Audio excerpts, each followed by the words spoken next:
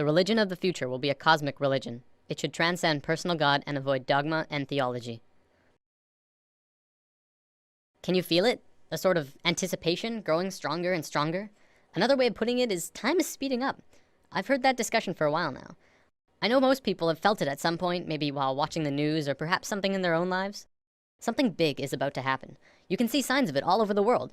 Revolutions rapidly spreading across the Middle East, protests occurring in America and Europe. Earthquakes are devastating the world, like in Japan, Myanmar, and Greece. The global economy is failing so hard that it looks like we're looking forward into a global recession, the likes of which makes the 30s look like a cakewalk.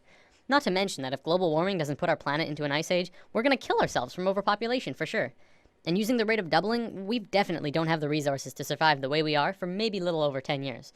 Yet, despite all of these things, we're about to learn something amazing. It's something that will transform the earth into something completely different, something incredible and beautiful. Many people across the globe have learned about this, and they've applied it to themselves and witnessed marvelous changes. Others have dedicated their lives to talking about it, to teaching it. I'm someone who's still exploring it, and I want more people to talk about it with. Mind, body, spirit.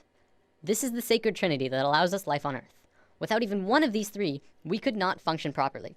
Yet, in today's world, we only really truly understand two of the three. We have scientifically mapped the mind and the body. We understand next to every aspect about each of them. Yet, what do we really know about the spirit, the soul? What is it? Where does it come from?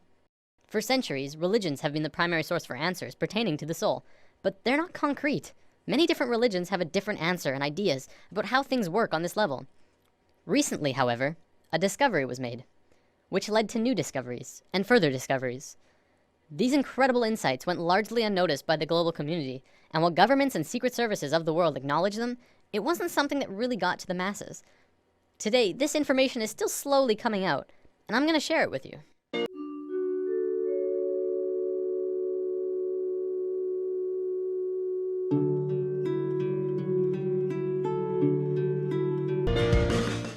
In the world of science, what do we really know about thoughts?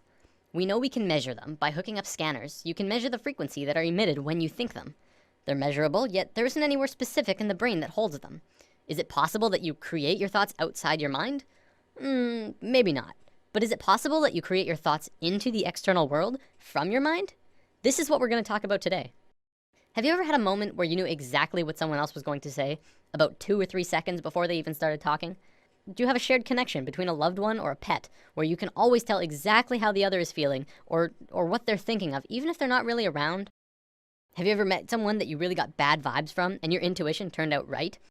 We've all had experiences like these, at least a few times, some many more than others. There are even a few people who can kind of tap into this experience quite easily. I believe one of the terms for it is psychic. Let's say for the sake of discussion that when you think of something, anything, it appears right in front of you. No, not physically, but let's say it appears in a different realm that's in and around all of us. We'll just assume for now that it's not something that we're consciously aware of, and it's something that we're going to discuss later on. For now, let's just call it the thought realm. When you're doing something, you start by thinking about it. Whether you're building a pool in your backyard or making a sandwich, you have to have thought of it first. Even the subconscious thoughts for things like walking and breathing. This shouldn't be anything new to us. We think of things before we do them, even if it's a split second before them. This is just how we function, and our physical actions match the thoughts that we've created. You might say that you move through your thoughts, turning non-physical ideas into physical actions. When an inventor gets an idea, this idea can quickly spread throughout all of his colleagues and friends. Ideas and thoughts are spreadable. Multiple people can hold on to the same idea at once, allowing them to grow and develop further. In this scenario, don't think of thoughts as separate, but as a whole that everyone is latching onto. Of course, because we can't physically see this realm of thoughts, we can't tell exactly what the original idea was, only the interpretation that they describe using functions like speech and body language, as well as our own intuition, which is how thoughts connect to each other. Because of this, we add a bit of our own creation to the mix, our own spice, while still working towards the same common goal. A social gathering is another good example of this at work too. People gathering together because they share the same ideas, thoughts, and emotions as the rest of the people there. An example could be a college course on architecture. People interested in architecture would attend the course because they share the same interest mentally. This shouldn't be anything mind-blowing. It's our day-to-day lives, just from a different perspective. Even if you're using something that someone else made, you're still creating this experience for yourself. You manifested that iPad or house or whatever into your experiences. So with thoughts connecting with other thoughts comes our first big realization. This new understanding of how intertwined we truly are, we are not only connected in the physical realm, but in a mental and spiritual way as well. Up until recently, humankind has always understood simply that they were connected only through their physical being. We assumed that the conscious experience, as well as all of the thinking, was totally 100% isolated from the rest of everyone else. The fact is, we're not.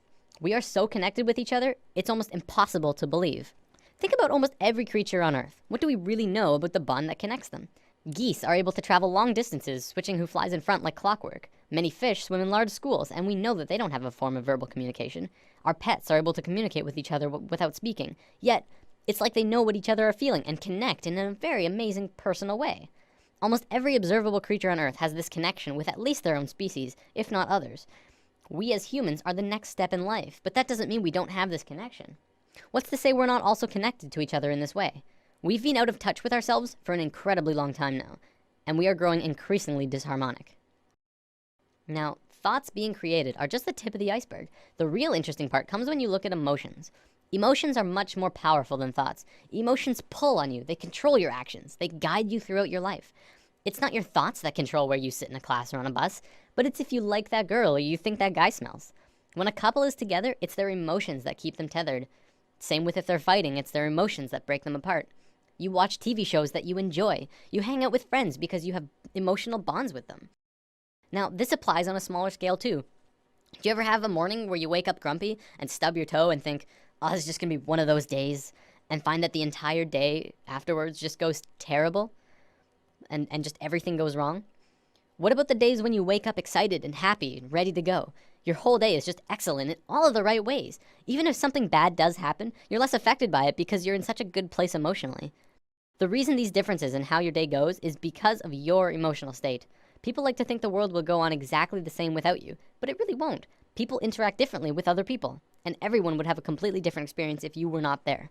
Imagine this scenario. There's a bully in a playground who's looking for someone to beat on. There's kids playing sports, kids skipping rope, kids on the swings, and then off to the side there's one boy sitting in the grass watching the rest of everyone play.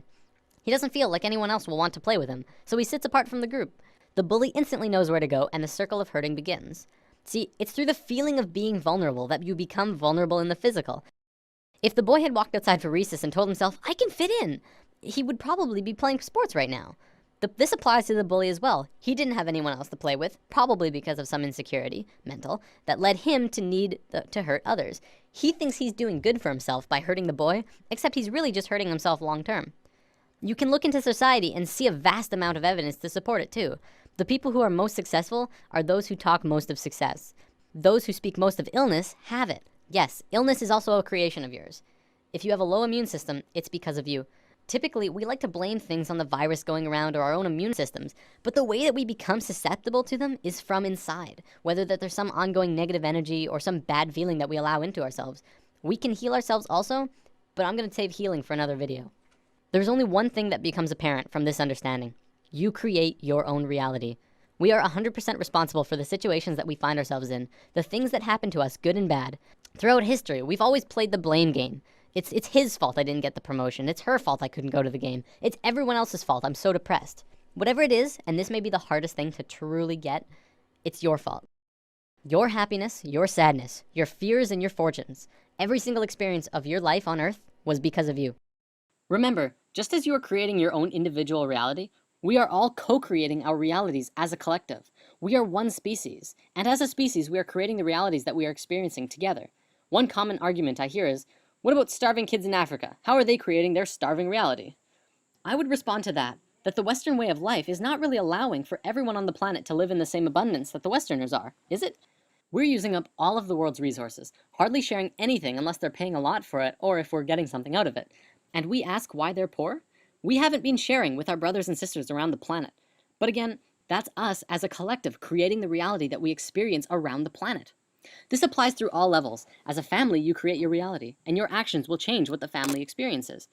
Because of this, and because we are not in tune with ourselves, it may often seem that sometimes we don't have complete control over what it is we experience. Sometimes we're seemingly forced into scenarios that seem out of our control.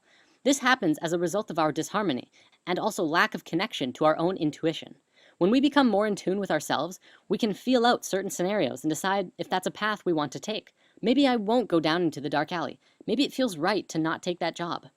Beyond that, once you have the experience that you feel is out of your control, now it's your turn to decide what you do next. You can allow the experience to get the best of you and drain your energy and move into a dense, unhappy place emotionally. Or you can decide to take it for what it is, an experience, and keep moving forward.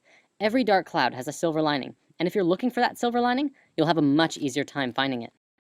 Many of us have heard of this thing called the law of attraction, which talks about something similar to this, but talks more about evidence and not much about this thought realm.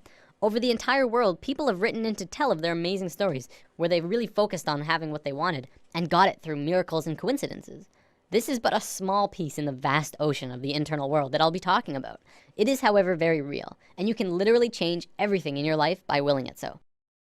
I know this from personal experience, and it's not hard to find others who have too. One continuous argument I hear from people who deny this law of attraction is, you don't just think things and change everything by sitting on your ass. To which I reply, exactly. You never stop moving. Just change your mindset and continue on with your life. Create your emotions in your mind, then move into them physically. Don't let your emotions control you. Pull your thoughts into the physical realm. What can you do to change things? Well, just be good to yourself. Fill yourself up with the emotion of love and happiness as you go about your day. Treat yourself and try to change your perception of your life from what others think is best for you to what you think is best for you. Take a few minutes to sit down and actually just ask yourself, what do you really want? Of course, at first a lot of people might first think of money, wealth, fame, and luxury. And hey, those things are pretty nice. But will they buy you happiness? I guess that depends on you.